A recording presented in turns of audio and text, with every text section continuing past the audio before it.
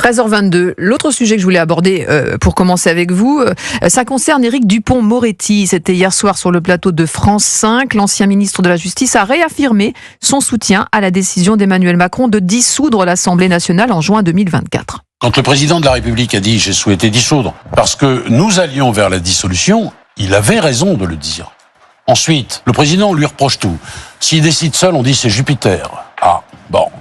S'il dit je donne la parole aux Français, ça va pas non plus. Alors il a donné la parole aux Français. La situation actuelle, pardon de vous le dire, le président Macron, il est responsable à hauteur de 1,66 millionième. Parce qu'il a une voix dans l'urne, comme vous, comme moi. Et c'est les Français qui ont choisi de renforcer Mélenchon, Le Pen. Olivier d'Artigol, une réaction. Il devrait en faire une pièce de théâtre, mais ça tombe bien, il va le faire. Éric Dupond-Moretti va remonter sur les planches. Il avait fait quelque chose sur sa carrière d'avocat, et là, il va faire quelque chose sur sa carrière. Je l'avais vu, et c'était très bien. Bien sûr, bien sûr. Au théâtre de la Madeleine. Mais je ne partage pas son analyse, dans le sens où le président de la République, c'est pas un citoyen ordinaire.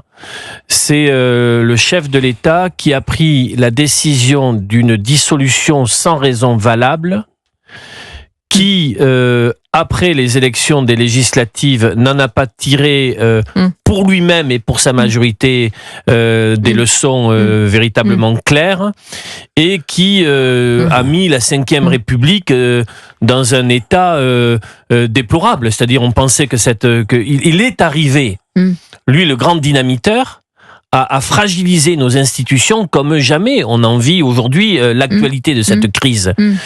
Donc non, je ne partage pas l'avis de Dupond-Moretti. Et alors, si on est près de 68 millions d'habitants en France, il n'y a pas autant d'électeurs. Donc il se trompe quand il dit à hauteur de 1,66 millionième. On est à 47, 48 millions.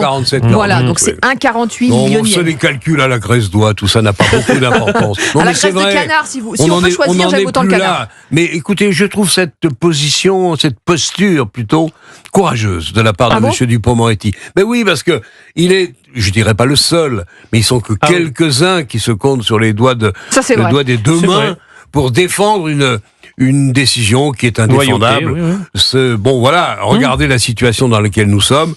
Maintenant, Dupond-Moretti, Est-ce que c'est pas facile de dire que ce sont les Français qui ont décidé de renforcer Jean-Luc Mélenchon et Marine Le Pen? C'est pas facile, non, mais que les Français aient voté comme ils aient voté au premier et au deuxième tour, ça me paraît incontestable. Non, mais de dégager la responsabilité, finalement, sur les Français et pas sur Emmanuel Macron. D'aller raconter qu'il y a eu certains retraits ou qu'on s'est arrangé entre partis pour barrer la route au Rassemblement national, tout ça est vrai.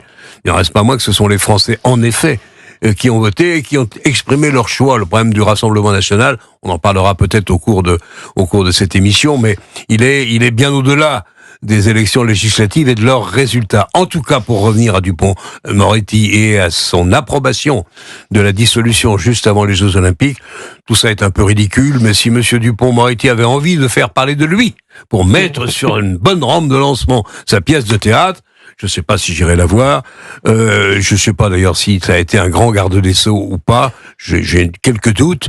Eh bien, écoutez, bravo à lui et n'en parlons plus. Et il charge aussi les partis d'opposition en les accusant de cynisme et de sens du chaos. Voilà, c'est un peu finalement le chaos a aussi été provoqué par cette dissolution. Encore une fois, qu'a décidé en son âme et conscience Emmanuel Macron. Il semblerait.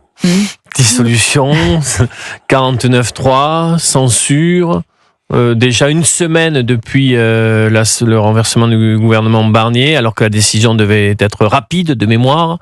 Donc là, après son retour de Pologne, le président devrait annoncer sa décision. Oui, c'est imminent.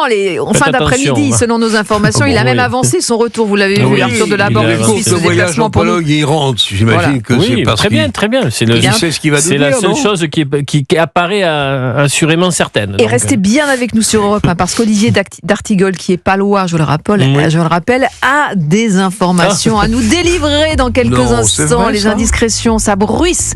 Son téléphone frémille.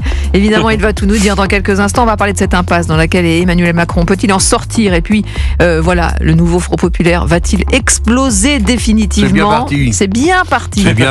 Certains n'avaient pas vu, en effet. On va en parler dans quelques instants, Jean-Claude Dacier. À tout de suite. Les socialistes sont en train de redécouvrir.